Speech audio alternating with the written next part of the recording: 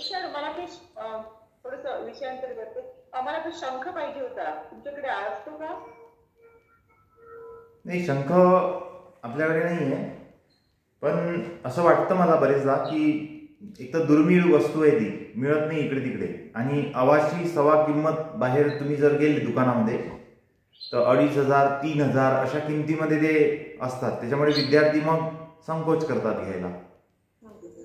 तर हार्डली 1000 ते 1500च्या दरम्यान, म्हणजे साईजनुसार ते अवेलेबल जर समजा होत असले तर मग माझी इच्छा होती की ते अवेलेबल करून घ्यायचे. ज्यांना वाटलं ते घेऊन जातील.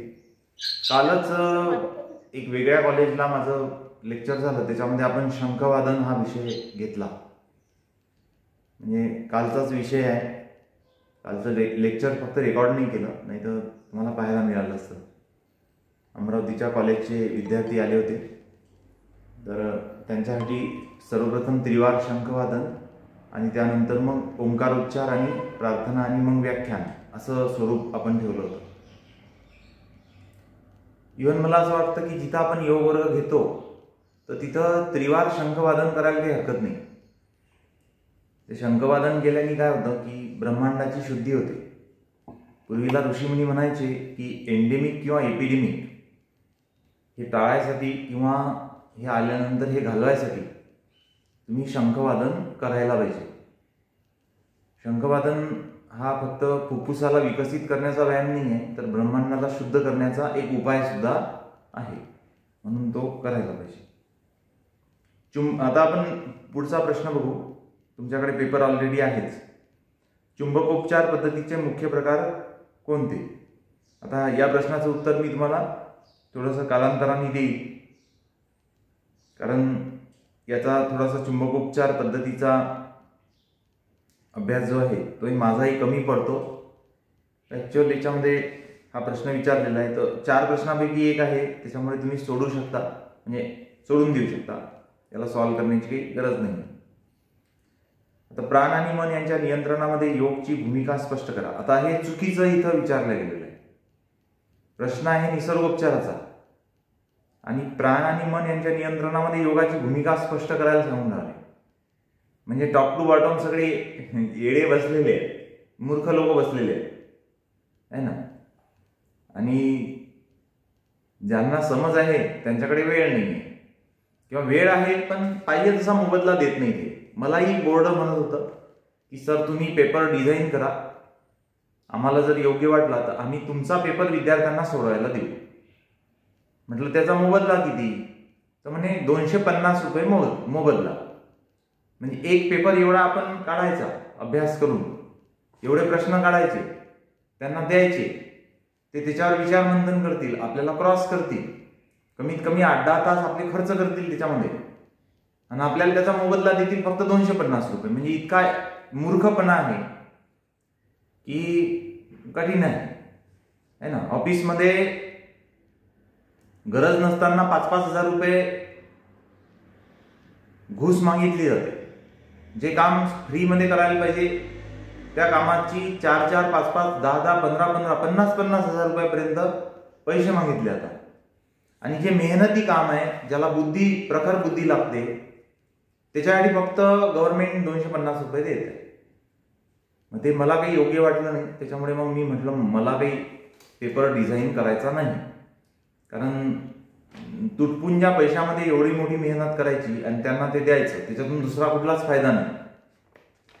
म्हणून मग मी ते नाकारलं. पण हे असा विचित्रपणा हा पाहायला मिळतो. निसर्गोपचाराच्या पेपरमध्ये निसर्गोपचार सोडून दिला, योग, ॲक्युप्रेशर, सुजोग, ॲक्युपंक्चर याला भर दिला.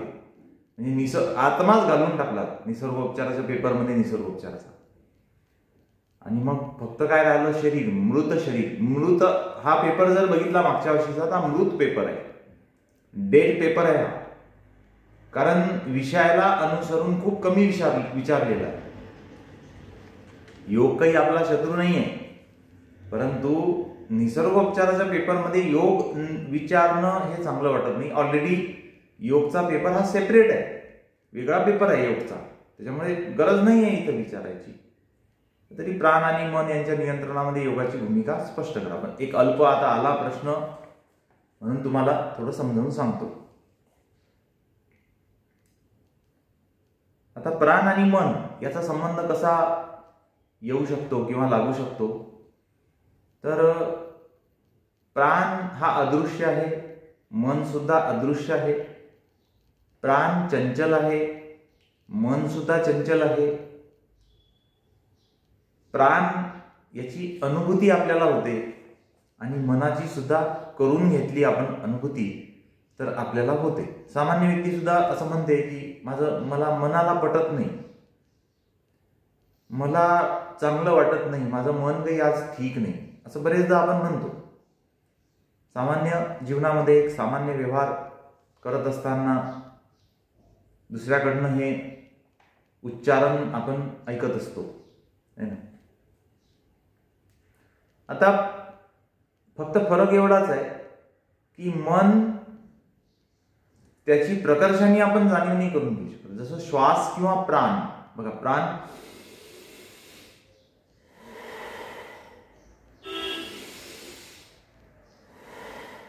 हा दिसत नसला तरी प्रकर्षाने त्याची जाणीव आपल्याला होत असते. जसं तुम्हाला म्हटलं श्वास भरा, प्राण सोडा, तर तुम्ही भरू शकता, सोडू शकता, त्याची प्रकर्षाने जाणीव तुम्हाला होते. म्हणजे भरताना आणि सोडताना तुम्हाला कळतं की आपण प्राण भरतो आणि प्राण सोडतो. पण प्रकर्षाने मनाची जाणीव काही होत नसते, है ना. जसं डोळे दिसून पडतात, नाक दिसून पडते, कान दिसून पडते, है ना, याची जाणीव होते, हे तर दिसून पडणारे अवयव आहे. तसं प्राण काही दिसून पडणारा अवयव नाही आहे, परंतु प्राणाची प्रकर्षाने जाणीव होते पण मनाची होत नाही. प्राणावर आपण सहज नियंत्रण आणू शकतो. मी जर तुम्हाला म्हटलं की 3 सेकंदापर्यंत श्वास भरा, 3 सेकंदापर्यंत सोडा, तर तुम्ही हे सहज करू शकता. परंतु तुम्हाला जर म्हटलं की मनाला पकडा आणि मनाला सोडा, हे शक्य आहे काय? नाही. तर देवानी काय केलं की मनाला पकडण्यासाठी प्राण हे माध्यम आपल्याला दिलेलं आहे. म्हणजे प्राण या माध्यमातून आपण मनावरती नियंत्रण आणू शकतो. आणि ही गोष्ट महर्षी पतंजलीच्या लक्षात आली आणि महर्षी पतंजलींनी योग अर्थात पातंजली योग दर्शन याच्यामध्ये योग शास्त्र किंवा योग दर्शन याची रचना केली आणि योग दर्शनाच्या माध्यमातून हे सांगण्याचा प्रयत्न केला की तुम्ही मनाला कशा पद्धतीने तुम्ही नियंत्रित ठेवू शकता. मनाला नियंत्रित करण्यासाठी प्राणच आहे असं नाही. मनाला नियंत्रित करण्यासाठी प्राण एक माध्यम आहे. तुम्ही प्राणाव्यतिरिक्त सुद्धा मनाला नियंत्रित करू शकता. महर्षी पतंजलीने 9 उपाय सांगितलेले आहेत मनाला स्थिर करण्याचे, मनाला नियंत्रित करण्याचे, शांत चित्त करण्याचे. व त्या उपायामधला कुठला कोणाला उपाय आवडेल हे काही निश्चित नाही, कारण अनेक अष्टदा प्रकृती सांगितलेल्या आहेत म्हणून महर्षी पतंजलीने एक उपाय थोडा जास्त सांगितले. 8 उपाय न सांगता 9 उपाय सांगितलेले. त्यातला एक उपाय तस्य वाचक प्रणव हा सगळ्यांना सहज सोपा वाटू शकतो. बाकी अष्टदा प्रकृती असल्यामुळे 8 उपाय महर्षी पतंजलींनी आणि एक शिल्लक म्हणजे असे 9 उपाय सांगितलेले. तर त्या उपायाच्या माध्यमातून आपण मन स्थिर करू शकतो. योगची भूमिका यामध्ये काय असणार आहे तर श्वासाला मनाशी जोडणे. मुळात योग या शब्दाचा अर्थ यूज म्हणजे जोडणे असा होतो. यूज धातूपासून बनलेला योग हा शब्द. तर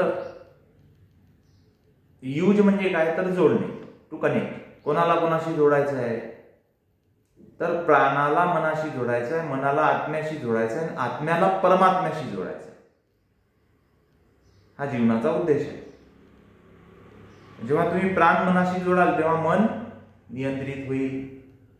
मग प्राण नियंत्रित करावे लागतील, मग मन नियंत्रित होईल. म्हणजे प्राणाच्या माध्यमातून मनाचं नियंत्रण. योग चित्तवृत्ती निरोध. चित्ताच्या वृत्तीचं नियंत्रण योग सिद्ध झाल्याने होत असते. योग सिद्ध कसा होतो तर त्याला एक माध्यम दिलेलं आहे, ते म्हणजे प्राण. श्वास सहज भरणे, सहज सोडणे, दीर्घ श्वास, अनुलोम विलोम, कपालभाती किंवा अष्ट प्राणायाम जे सांगितलेले आहेत, 8 कुंभक जे सांगितलेले आहेत, तर त्याचा स्वाध्याय करणे, या माध्यमातून आपण मनाचं नियंत्रण करू शकतो. आता मनाचं नियंत्रण का करावं? कारण हा 8 मार्काचा प्रश्न आहे, तर याच्यात तुम्हाला 10 ते 15 ओळी अपेक्षित आहेत लिहिणं. आणि काही येत नसेल तर काहीतरी लिहा, पेपर काळा करा. मी पेपर चेक करायला जात असतो, निसर्गोपचाराचा पेपर माझ्याकडे असतो. विद्यार्थ्यांनी जर लिहिलेलं असेल तर मी त्याला मार्क देतो, काही ना काही देतो, संबंधित पाहिजे. एकदमच विषयांतर केलं तर थोडं लक्षात येते, पण तरी लिहिलेलं असलं की मी 8 पैकी 2-3 मार्क तर देतोच. विषयांतर असेल तरीही सुद्धा,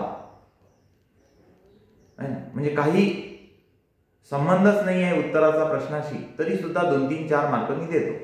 का तर तो कमीत कमी 35 पर्यंत जायला पाहिजे, है ना. आणि त्यामुळे मग तुम्ही हे लक्षात ठेवा की तुम्हाला पेपर काळा करणे आहे.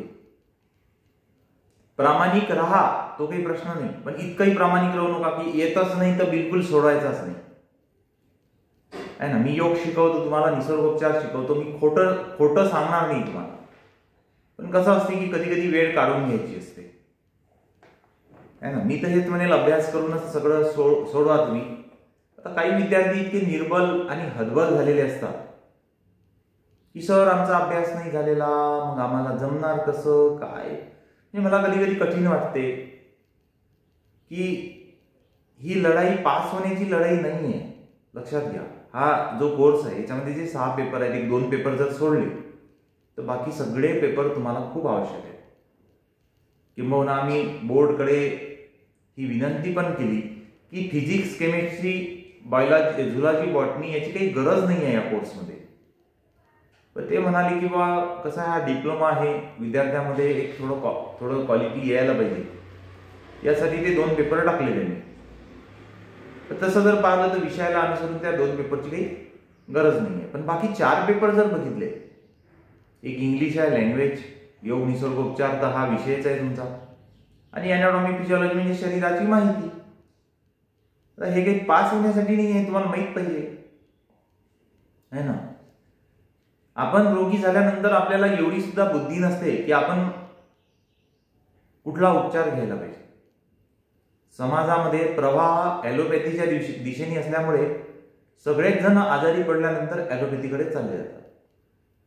मग फार मोठं दुःख होते की का बरं आपल्याला कळू नाही का की आपण योग निसर्गोपचाराचे तज्ज्ञ आहोत किंवा आपण एक विद्यार्थी आहोत. आपण सर्वात पहिले कमीत कमी 2-4 दिवसाचा तो उपचार योग निसर्गोपचार मध्ये करायला पाहिजे, है ना. विद्यार्थी म्हणतात की योग निसर्गोपचारामध्ये भविष्य नाही आहे. भविष्य तुमच्यामुळेच नाही. तुमच्या घरामध्ये कोणी रोगी झाल्यानंतर तुम्ही योग निसर्गोपचाराकडे येता का उपचार करण्यासाठी, किंवा तुम्ही विचार करता का की मला योग आणि निसर्गोपचाराचा उपचार करायचा आहे? नाही, तुम्ही असं करतच नाही. सरळ गोळ्या, इंजेक्शन, MBBS डॉक्टरकडे चालले जाता, तिथं त्याला हजारो रुपये देता आणि विचार करता की योग आणि निसर्गोपचार मजबूत व्हायला पाहिजे. अरे पैशाविना कुठली गोष्ट मजबूत होणार नाही. तुम्ही पैसे देता ॲलोपॅथीला आणि योग निसर्गोपचाराला मजबूत करण्याचा प्रयत्न करता. हे चुकीची पद्धत आहे. अनुषंगाने औषधच घ्यायचं असेल तर आयुर्वेदाचं घ्या, कारण आयुर्वेद हा निसर्गोपचाराच्या अधिक जवळचा आहे. कडुनिंबाचं चूर्ण, शतावरीचं चूर्ण, अश्वगंधेचं चूर्ण, है ना, असे वेगवेगळ्या गुडवेलचं चूर्ण, हे काय आहे? निसर्गोपचाराचं आहे. विशुद्ध निसर्गोपचाराला म्हटलेलं आहे. मग ताप आल्यानंतर तुम्ही, सर्दी झाल्यानंतर तुम्ही हे असं काही करता का? कसं काहीच नाही. जायचं, गोळ्या इंजेक्शन घ्यायचं, मुकाट्यानं पैसे द्यायचं, 2-3 दिवसात आराम मिळाला की बरं म्हणायचं. सगळे दाबलेले रोग जेव्हा कॅन्सरच्या स्वरूपात बाहेर येतील तेव्हा मग प्रारब्धाला दोष द्यायचा, नशिबाला दोष द्यायचा. असं सगळं अज्ञान आणि अविद्या समाजामध्ये पाहायला मिळते आपल्याला. ठीक आहे. तर माझं हे म्हणणं आहे की रात्रंदिवस एकत्र करा. 9 तारीख अजून दूर आहे. 20 दिवस जरी परीक्षेचा अभ्यास केला तरी सुद्धा तुम्ही पास होता ही माझी गॅरंटी आहे. पण त्याच्यात प्रामाणिकता पाहिजे. पण आपलं काय, आपण हतबल झालेला, निर्बल झालेला आणि परिस्थितीने लाचार झालेलो. कसं तर, नाही मला घरचे कामं असतात, नाही माझ्या मुलांच्या ट्युशन आहे, नाही आमच्या आता घरामध्ये एक लग्न आहे, नाही आता आम्हाला फिरायला जायचं आहे. अरे तुम्ही हतबल झाले, निर्बल झाले आणि परिस्थितीने तुम्ही लाचार झालेले आहे. तुम्ही काय पेपर सोडू शकणार आहे ना. मी तुम्हाला खरंच सांगतो, म्हणजे मी तुम्हाला कोणाला दोष देत नाहीये, पण 15 ते 20 दिवस जर तुम्ही रोज 8 ते 10 तास अभ्यास केला तर तुम्ही पास होणार याची गॅरंटी. पण मग उगाच काहीतरी कारण दाखवणे, वेळ डावलणे आहे ना, आणि नको त्या गोष्टीमध्ये वेळ घालवणे आणि पेपर तोंडावर आल्यानंतर मग म्हणायचं की आता आम्हाला पेपरची भीती वाटते. का पेपरची भीती वाटते? कारण तुम्ही हतबल झालेले आहे, तुम्ही निर्बल झालेले आहे आणि परिस्थितीमुळे तुम्ही लाचार झालेले आहे. अर्थात तुम्ही गुलाम आहे. आणि जो व्यक्ती गुलाम आहे तो व्यक्ती आत्मसाक्षात्कार, आत्मदर्शन, सेल्फ अवेअरनेस याबद्दल तो काहीही मिळवू शकत नाही. ठीक आहे. स्वातंत्र्य जेव्हा आपण आपल्या शरीराबद्दल जाणतो, आपल्या आत्म्याबद्दल जाणतो, मनाबद्दल जाणतो, तेव्हा एक प्रसंग उद्भवतात की आता आपल्याला स्वातंत्र्य भेटणार आहे. परंतु आपल्याला ते नको असते आणि गुलामीमध्ये जगणं आपल्याला बरं वाटते, म्हणून आपण हे सगळे असं हे करतो. ठीक आहे. मी तर असं म्हणतो की जरी तुम्ही पास होत असले तरी तुम्ही हा अभ्यास करायला पाहिजे. का?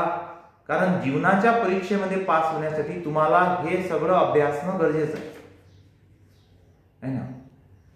विषम परिस्थिती आलेली असताना किती मन चंचल होते, परिस्थितीला किती वाहून जाता तुम्ही, याची कल्पना तुम्हाला कदाचित असेल किंवा नसेल, पण परिस्थितीला अनुसरून तुम्ही किती वाहून जाता. अमूल्य असा परमात्म्याने, भगवंतानी दिलेला एक एक सेकंद, एक एक मिनिट तुम्ही कसा व्यर्थ घालवता याची जाणीव तुम्हाला नसते है ना. मनुष्य देह, मनुष्य योनी ही दुर्मिळ आहे.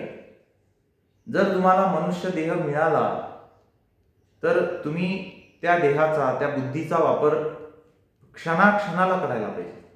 अध्यात्म वाचा, वेद वाचा, उपनिषद वाचा, भगवद्गीता वाचा, दर्शनशास्त्र वाचा. मग आम्हाला त्याची काही गरज नाही म्हणून आम्ही वाचणार नाही अशातला हा विषय नाहीये. गरज सगळ्यांनाच आहे.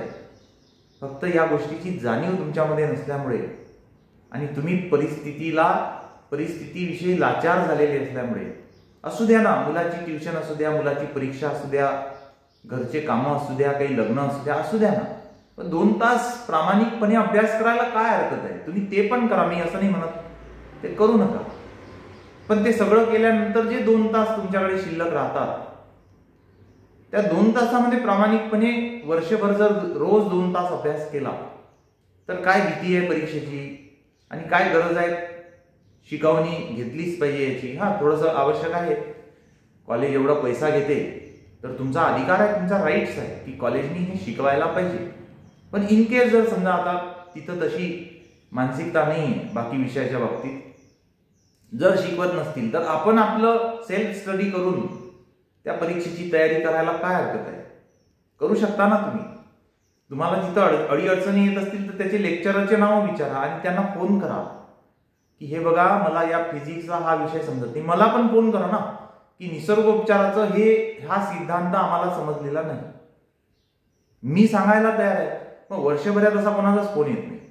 मी वाट पाहतो फोनची, किंवा फोन करतील आणि मला विचारतील की हा सिद्धांत मला समजलेला नाही किंवा मी शिकवणीला नव्हतो त्याच्यामुळे थोडंसं मला हे सांगा. असं कोणीच फोन करत नाही. मग आमचाही उत्साह, आम्ही जसा थोडासा उत्साह टिकून राहण्यासाठी समोरच्याची पण साथ लागते ना, दाद लागते, प्रश्न लागतात. तर मग सांगावं पण वाटते. असं काही होत नसते. त्याच्यामुळे तुम्ही असं वाटत नाही की बा विद्यार्थी अभ्यास करतात, जेवढं शिकवलं तेवढं ऐकतात आणि आलं तेवढं परीक्षेत लिहून पुढे जातात. हा पुढे जाण्याचा विषय नाही आहे. तर जीवनामध्ये यश संपादन करण्याचा हा विषय आहे योग आणि निसर्गोपचार. नुसतं काही फक्त परीक्षेत पास व्हा, एक काहीतरी कागद भेटवा याच्यासाठी नाही आहे. ते भेटेल हे चांगली गोष्ट आहे. ठीक आहे. प्राण आणि मन ऍक्च्युअल हे आपण आज बघितलं. खालील आता तिसरा प्रश्न बघा. मसाज थेरपीची मूलभूत तत्वे लिहा. मसाज थेरपीची मूलभूत तत्वे लिहा. ऑलरेडी मी मसाज तुम्हाला शिकवलेला आहे. तुम्हाला जर शिकायची इच्छा असेल तर तुम्ही सांगा मला. उद्या परवा या 1-2 दिवसात कधीही या, माझ्या हॉस्पिटलला या, पण थोडंसं नियोजन करून या आणि जास्तीत जास्त संख्येने या. मी तुम्हाला इथं मसाजचं प्रॅक्टिकल ट्रेनिंग देणार आहे.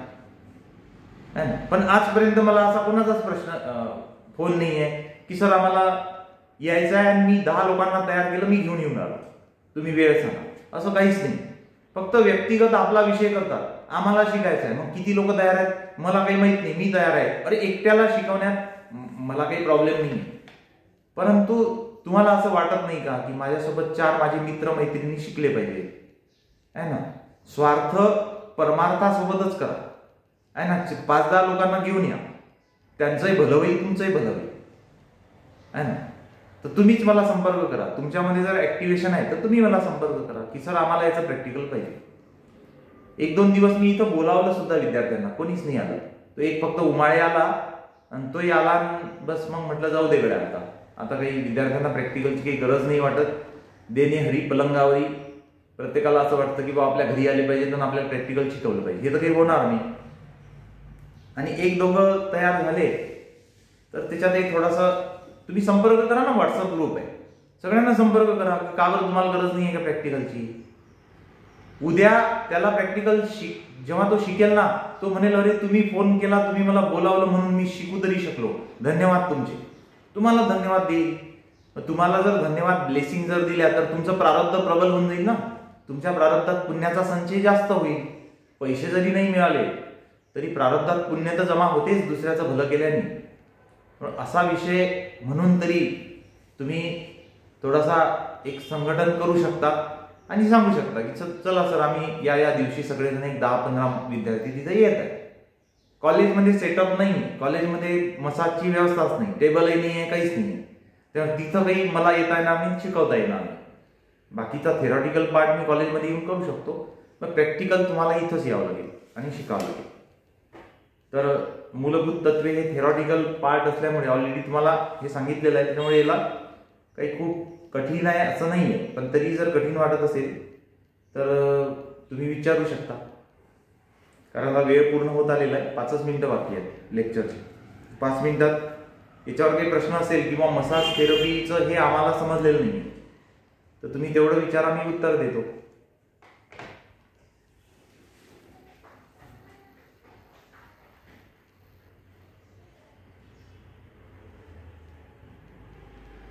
ठीक आहे. याचा अर्थ विचार.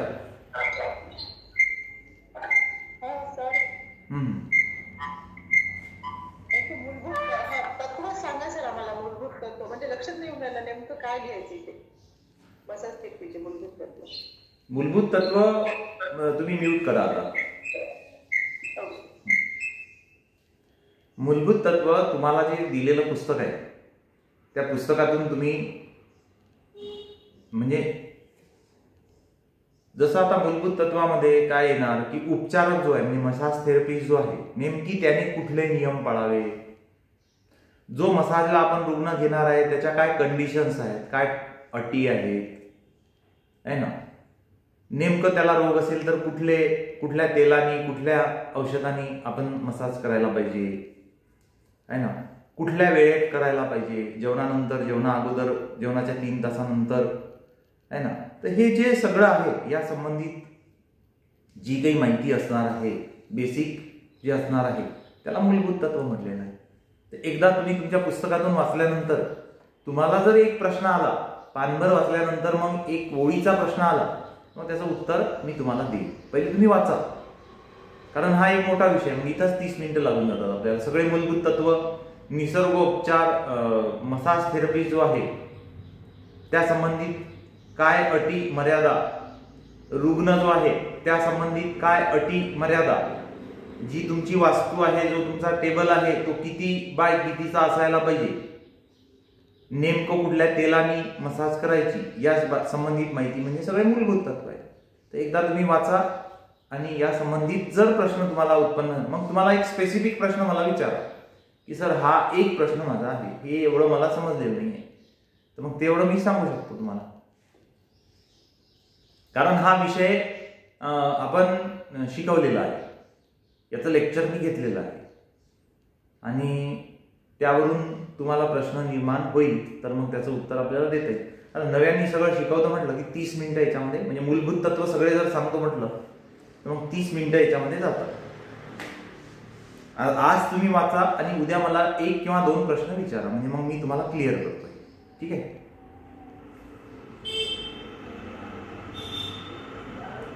आणि वाचायसाठी जर पुस्तक पाहिजे असेल तुम्हाला चांगलं डिटेलमध्ये, तर मग तुम्ही काय करा की राकेश जिंदालचं एक पुस्तक येतं निसर्गोपचार, त्याचा फोटो मी तुम्हाला पाठवून देईन. तर ते पुस्तक तुम्ही घ्या, परचेस करा. अमरावतीला साहित्य सदन नावाचं एक दुकान आहे, तिथं हे पुस्तक मिळते 250-300 रुपयाचं. ते पुस्तक मागवा आणि त्याच्यातून वाचणं सुरू करा. जे लोकलमध्ये असतील ऑलरेडी त्यांना मी काहींनी माझ्याकडून नोट्स नेलेल्या आहेत निसर्गोपचाराच्या, तर त्याच्यात मसाजच्या नोट्स आहेत. तर त्याच्यामध्ये ही सगळी माहिती आहे, मूलभूत तत्वे वगैरे सगळंच आहे त्याच्यामध्ये. वाचल्यानंतर प्रश्न आला पाहिजे, कारण वाचण्या अगोदर जर प्रश्न आला तर मग ते सगळं शिकवावं लागते. ठीक आहे. आता याच्यानंतरचा जो भाग आहे तो आपण उद्या बघू.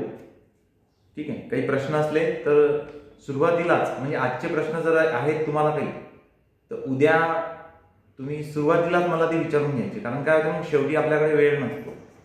म्हणून जेव्हा आपण क्लास सुरू करतो तेव्हाच तुम्ही ते प्रश्न त्याच्याबद्दल विवंचना करायला पाहिजे, विचारायला पाहिजे.